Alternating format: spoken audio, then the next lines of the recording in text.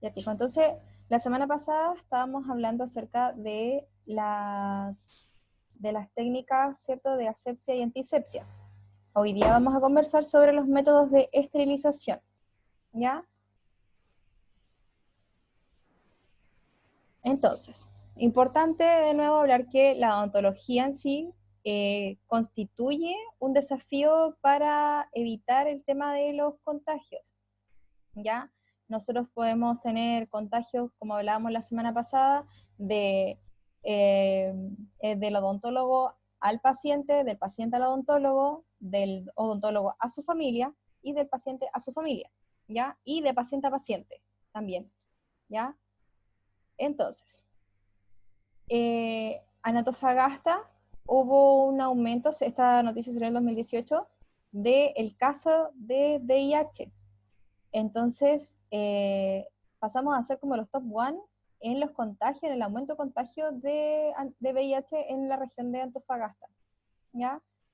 Y bueno, en la actualidad sabemos que estamos pasando por un problema grave, por una pandemia, ¿cierto? Y por lo tanto nosotros, la gente de salud, tenemos que estar muy actualizados entonces, tanto en las técnicas de asepsia y antisepsia, y tenemos que estar muy actualizados en las barreras de protección, que también lo vamos a ver, y tenemos que estar muy actualizados en cuanto a las formas en que yo puedo esterilizar un material, ¿ya?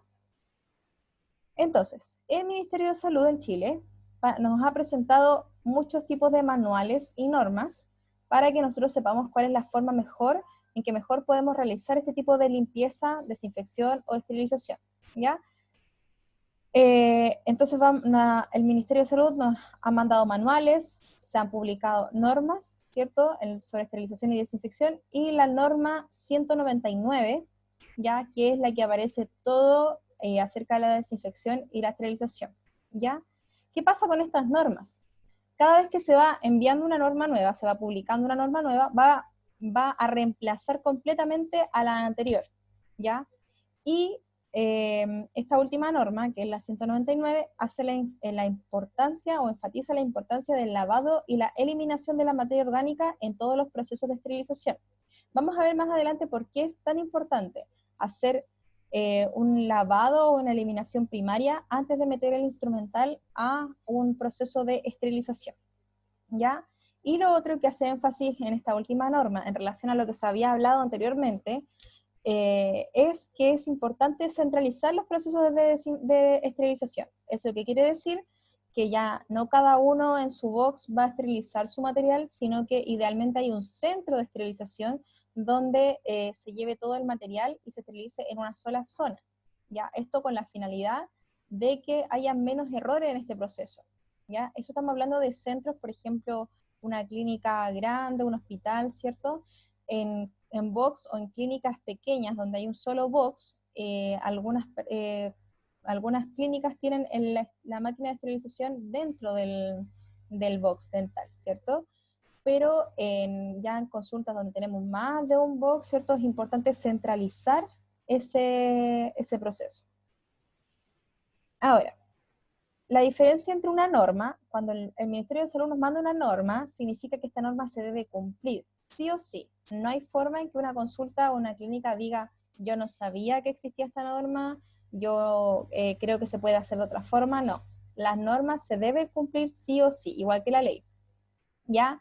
Los procedimientos van a ser entonces una alternativa de acción que yo puedo hacer, y las recomendaciones son una propuesta. Dicen, ustedes podrían hacer esto, ¿ya? Pero nos vamos a hacer énfasis en que muchas de las cosas que vamos a hablar nosotros hoy son normas, por lo tanto se deben hacer sí o sí, ¿ya? ¿Me están escuchando? Sí, Sí, profe. doctora. Ya, es que no sé por qué no me aparecen los... Ay, sí. Ya, no me aparecen sus caras. Y ahora sí. Entonces, importante, desde el momento de su publicación, los servicios de salud, hospitales y clínicas del país, o sea, está diciendo los privados y los públicos, deben hacer todas las gestiones para que esto se cumpla, ¿ya? Ningún centro puede decir yo no sabía que había que cumplir esto, ni tampoco puede decir yo no tengo la plata para hacer esto, sino que todos todo funcionamiento, o tanto hospitales, todo lugar donde se preste un servicio de salud, tiene que cumplir con estas normas. Entonces, recordando, tenemos distintos niveles de desinfección, ¿cierto? Tenemos los de alto nivel, mediano nivel y bajo nivel. La esterilización es un método de alto nivel, por lo tanto, debería lograr la desinfección casi completa y solamente en algunos casos no debería eliminar esporas. Todos los demás microorganismos deberían ser eliminados bajo un método de esterilización, ¿ya? Ahora, ¿cuáles son los métodos de esterilización? Vamos a tener los métodos químicos, los métodos físicos y los físico-químicos, ¿ya? Vamos a ir viéndolos todos. Esterilización de métodos químicos, vamos a tener por gases, el formol y el óxido de etileno, y también de líquidos, el glutaraldehído y el iodopovidona.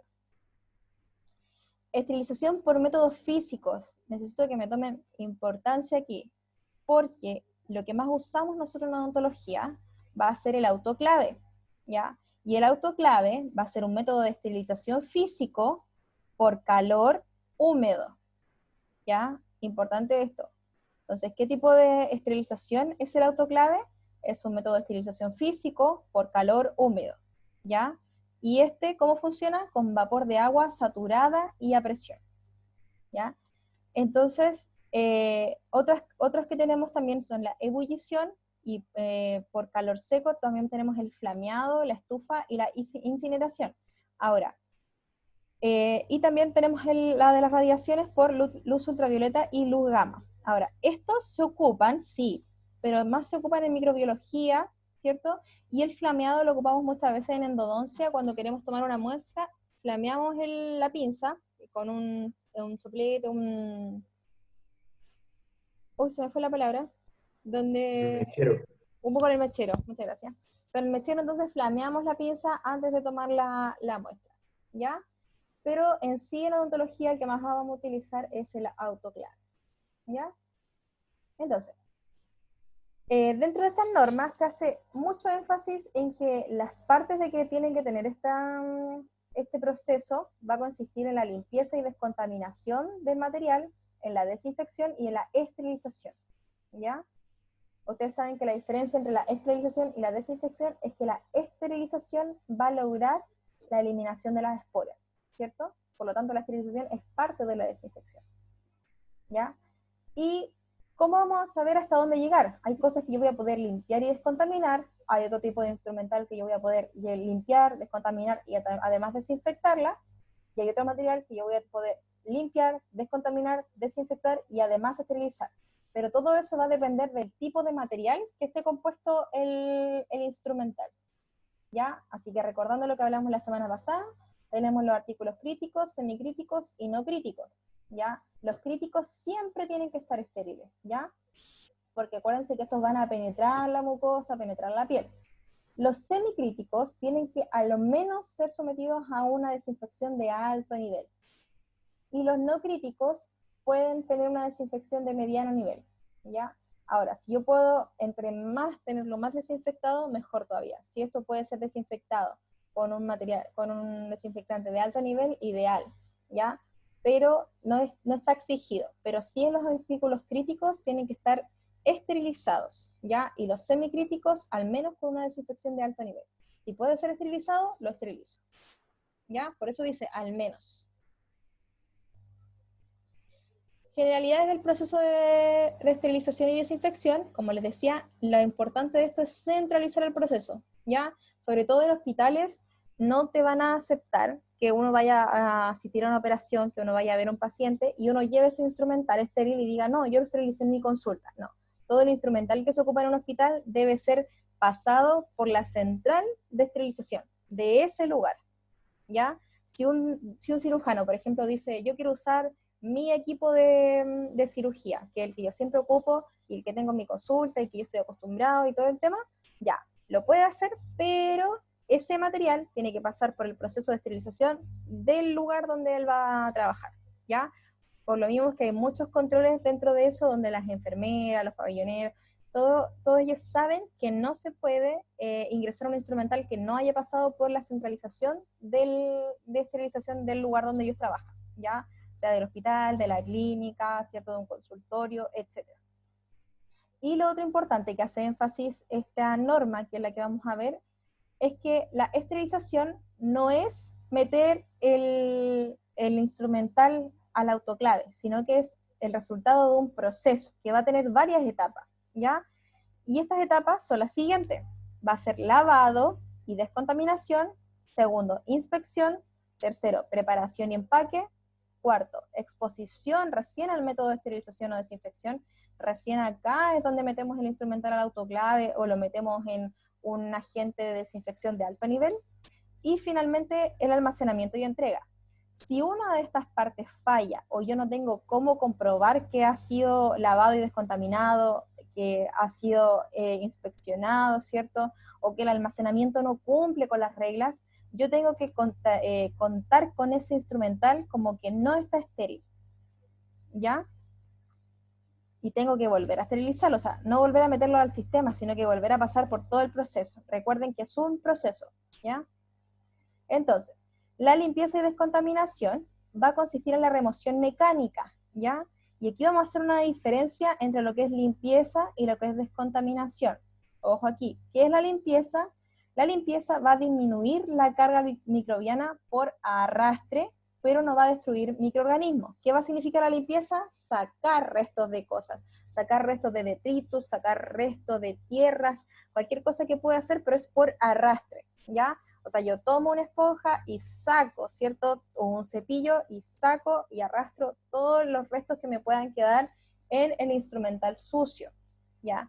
A diferencia de la descontaminación, que es pasarlo por un agente, ¿cierto? Que me va a ayudar a descontaminar este instrumental. Y generalmente en odontología lo que vamos a ocupar es un detergente enzimático, ya que es un detergente que va a destruir, ¿cierto? Por un sistema de detergente que usa el detergente, va a desintegrar entonces estas partículas y va a lograr que se suelten del instrumental, ¿ya? Todavía no lo estamos esterilizando, recién le estamos bajando la carga bacteriana, ¿ya? Y la limpieza, en el caso de la limpieza va a ser por arrastre y en el caso de la descontaminación va a ser por un agente o un detergente enzimático, ¿ya? ¿Se entiende la diferencia? Uno es físico y el otro es químico. Sí. ¿Sí? Ya. ¿Qué otros elementos yo tengo que me pueden ayudar a yo a hacer esta desinfección o limpieza primaria? Que no todos, obviamente, no todos los lugares cuentan con este tipo de instrumental porque son ayudadores. Ya, lo más importante es lo que ya conversamos, la limpieza y la desinfección. Pero si yo cuento con este instrumental que es una lavadora descontaminadora, que es como un lavavajillas, ¿cierto? Que tira a presión, tira agua, detergente, ¿cierto? Y me va a ayudar a descontaminar sin que yo tenga que estar así como a mano haciéndolo, ideal.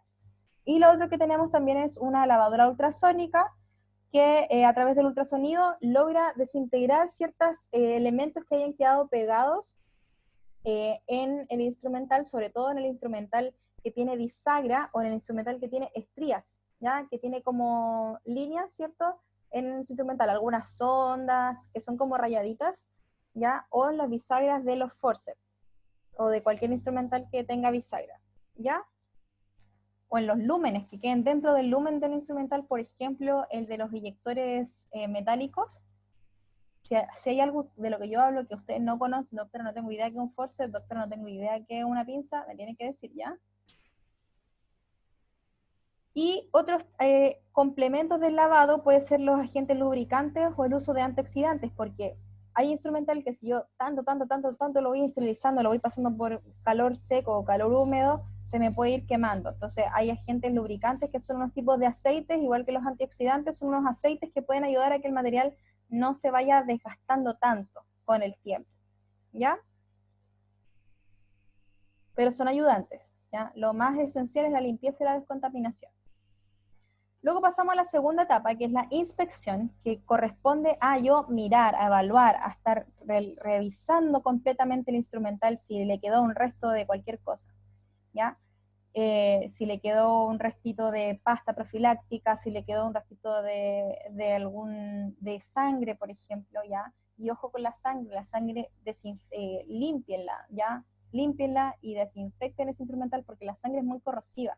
Entonces, si yo un día hago una extracción y dejo ese material y le digo, lo voy a lavar la otra semana, no, pésimo, ese instrumental se va a morir porque se va a oxidar, ¿ya? Aunque sea de acero inoxidable, se fija mucho la sangre, ¿cierto? Hay ahí un cambio iónico que hace que ese instrumental se corroya, ¿ya? Y en la inspección es importante revisar bien y además buscar con una lupa, ¿ya? Buscar restitos de cosas que nos puedan quedar.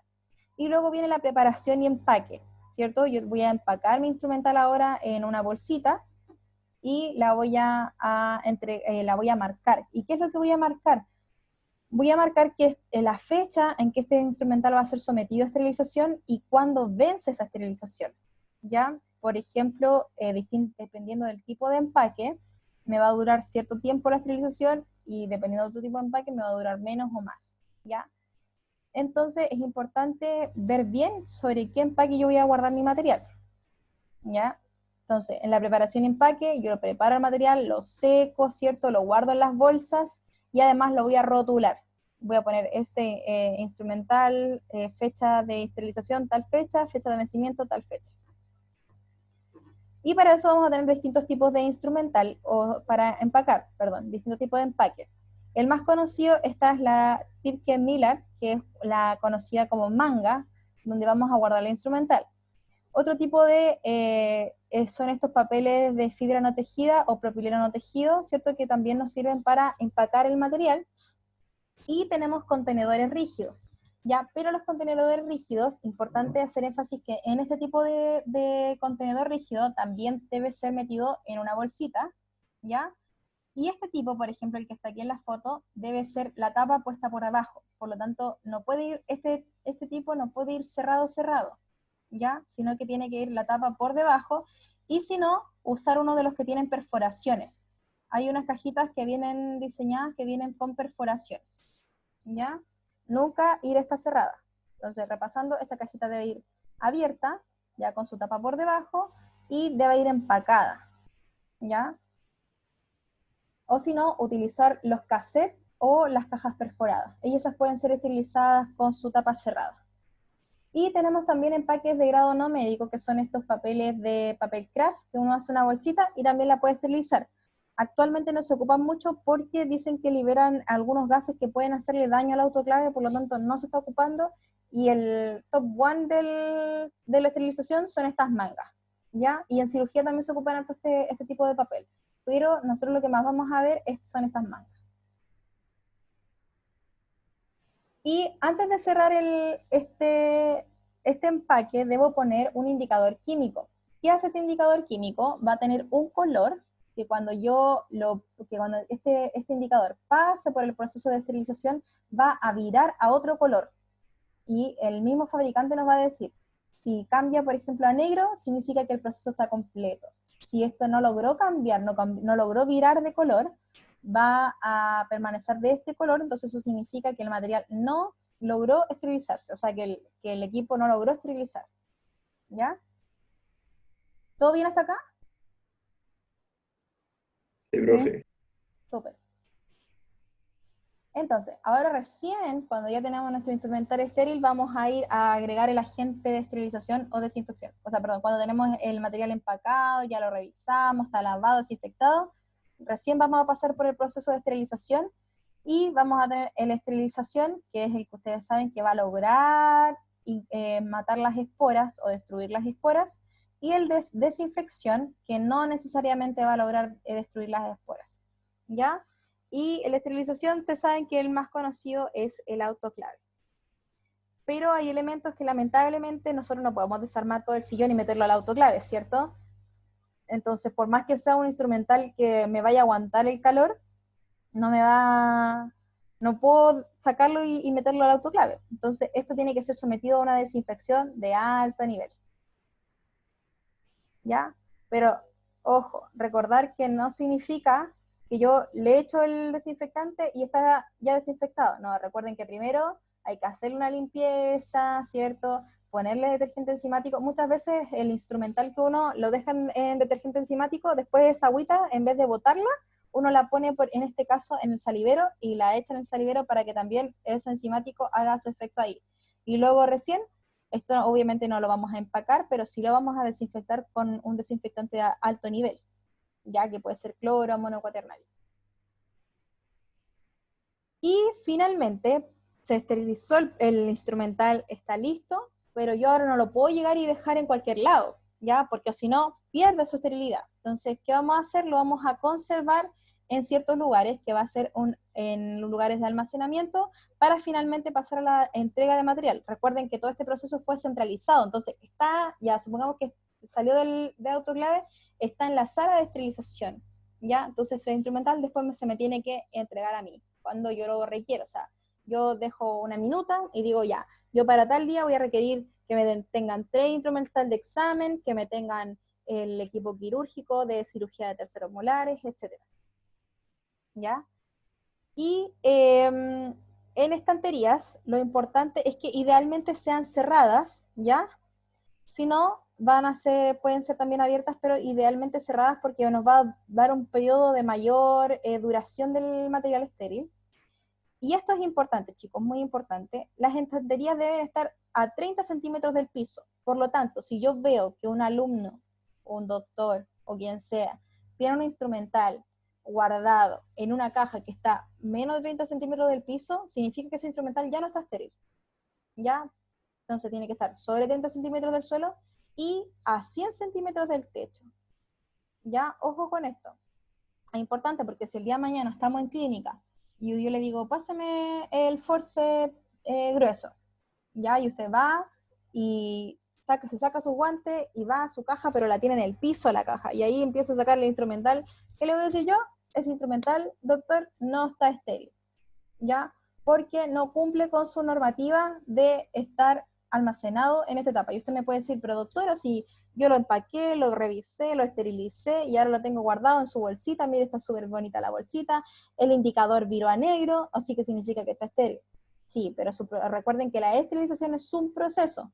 Entonces, si no está rotulado cuando vence, no está estéril. Si no está almacenado en un lugar que debería, con las condiciones en que debería estar, no está estéril. ¿Ya? Y este lugar debe ser de fácil acceso y visibilidad, y sobre todo protegido del calor y del sol. Dependiendo entonces del material, si tiene un envoltorio en un estante cerrado, este material podría durarme 6 semanas, y en un estante abierto un día. Ya, por eso es que hace harto la diferencia. Ahora, esto igual va a depender del tipo de material que yo empaque esto. Se dice que las mangas que yo les conté, las Ticket Miller, pueden durar hasta 6 meses, bien, si guardan todo su lugar de almacenamiento, ¿ya? Y si está con doble cobertor plástico, podría durar hasta 5 años. En cambio, si yo lo pongo en un papel de papel craft, este material me duraría máximo una semana estéril. Por eso es importante que nosotros rotulemos cuándo se hizo la esterilización y cuándo vence esa esterilización. Y acá hay unas recomendaciones según el tipo de material, que es la forma en que yo debo esterilizarla. Por ejemplo, yo puedo esterilizar líquidos, algodones, artículos de goma, ¿cierto? Dependiendo de la goma o del látex, lo puedo esterilizar en autoclave. Ojo, revisar bien las indicaciones del fabricante. Pero, por ejemplo, los plásticos, yo no los puedo someter al autoclave porque recuerden que es de calor. Entonces, por lo tanto, yo me podría dañar ese instrumental, y por lo tanto esos tienen que ser sometidos a otros tipos de desinfección, como el óxido de etileno, el plasma y el formaldehído. Y el aceite o petrolados o algún tipo de aceites que yo vaya a ocupar en una cirugía, puede ser una cirugía estética, por ejemplo, preferencia que vengan ya estériles de fábrica, que vengan en algún frasquito, en una ampolla que ya venga estéril. Y acá hacer énfasis en que el instrumental de cirugía debe pasar de preferencia por autoclave y usar cajas perforadas, bandejas individuales o empaques ad hoc, que son las mangas, que son estandarizados. Ya recuerden que el papel craft no está estandarizado. Y finalmente, ya, aprendimos bien a mantener nuestro material estéril, ¿cierto? Pero ¿qué hago cuando tengo que desechar materiales? ¿Ya? Y estos tipos de desechos o residuos se llaman REAs. ¿Ya? Las REAs es la sigla de residuos generados en establecimientos de atención de salud.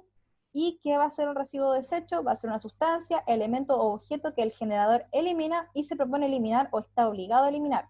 ¿Ya? Nosotros ocupamos muchas cosas que son desechables y hay que saber dónde guardarlo, dónde botarlo, ¿cierto?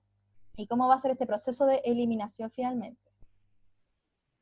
Y vamos a tener distintos tipos de residuos. Ya vamos a tener los residuos peligrosos, los residuos radioactivos de baja intensidad y los residuos especiales. También nosotros vamos a generar residuos sólidos asimilables a domiciliarios, que esto es como lo que más podemos conocer como basura común. Los residuos peligrosos, nosotros prácticamente no estamos utilizando porque dentro de los residuos peligrosos, nosotros usábamos el mercurio y el mercurio y el plomo, ¿cierto? O las aleaciones que usábamos para hacer amalgamas, pero actualmente la amalgama está en desuso, entonces prácticamente nosotros no estaríamos generando este tipo de residuos, ¿ya? Lo mismo que los residuos de radioactivos de baja intensidad, ya que generalmente estos se ocupan en salas en medicina nuclear o laboratorios que hacen experimentos con ese tipo de cosas o en lugares que se hacen radioterapias. Nosotros en odontología prácticamente no tenemos este tipo de residuos, pero tienen que conocer que existen este tipo de residuos y hay una forma de lograr el desecho de este tipo de residuos. Pero sí, nosotros vamos a generar los residuos especiales, que van a ser cultivos y muestras almacenadas, ¿cierto? Residuos patológicos, sangres y productos derivados de la sangre, elementos cortopunzantes y residuos de animales, ¿ya? ¿Qué vamos a ver nosotros? Residuos patológicos, por ejemplo, cuando saquemos un diente con algún quiste, ¿cierto? Sangre y productos derivados, que pueden ser también pus, y harto que vamos a ver son los elementos cortopunzantes. Ay, me pasé. Ya. Y lo otro que sí vamos a generar también van a ser los residuos sólidos asimilables a domiciliarios, que son lo que vamos a utilizar en la parte administrativa, ¿cierto? Papeles, boletas, cosas que nos quedaron mal escritas, ¿cierto? Los artículos de limpieza, pero también las gasas que no están saturadas. Por ejemplo, si yo dejé gasa, que la ocupé, pero tengo que botarla, pero no se saturó con sangre o que no tuvo contacto con pus tampoco, yo lo puedo contabilizar como un residuo sólido asimilable. Pero si esa gasa se me contaminó con sangre, ya pasa a ser un residuo especial. Por lo tanto, tiene que tener otra forma de eliminación. Entonces, dentro de nuestra zona de trabajo, dentro de la atención de salud, vamos a tener una zona de generación, un transporte interno, una zona de almacenamiento, y ya fuera de nuestro lugar de trabajo o nuestra clínica, nuestra consulta, ¿cierto? O el hospital, va a haber un transporte externo y finalmente la eliminación.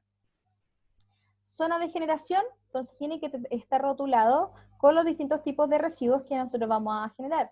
Ya, esa es la zona donde se inicia este residuo, que en nuestro caso va a ser nuestro box, ¿cierto? O la sala de la secretaría, por ejemplo, que va a ser un residuo restom, que es un residuo asimilable a doméstico, pero nosotros generalmente lo que más vamos a hacer va a ser los reses, que son los residuos especiales, ¿ya?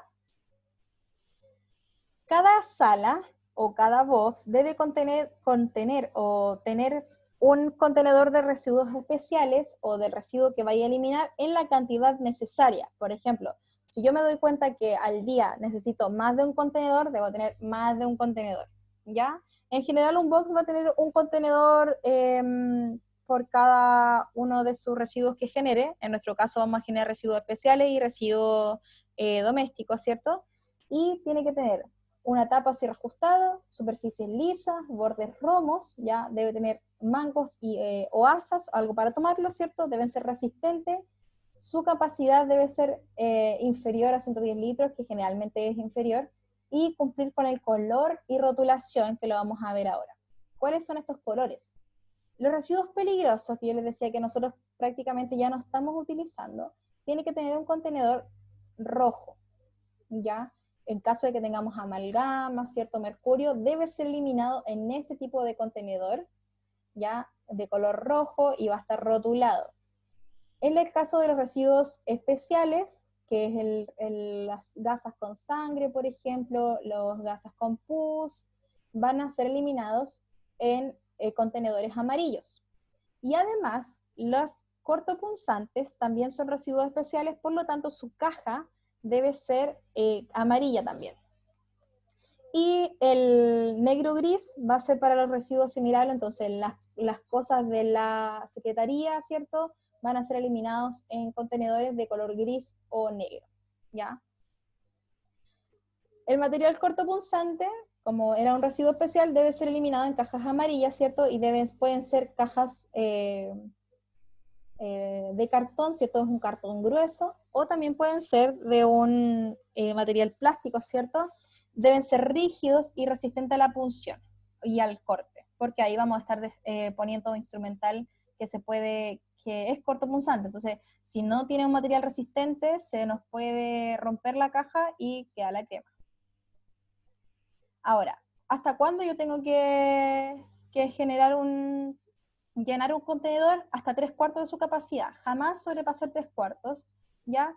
Y una vez que yo lleno ese contenedor, cierro la bolsa, la saco y luego vuelvo a poner otra bolsa, si es que es un contenedor reutilizable. Si es un contenedor desechable, se cierra la caja, ¿cierto? Y se desecha donde corresponde.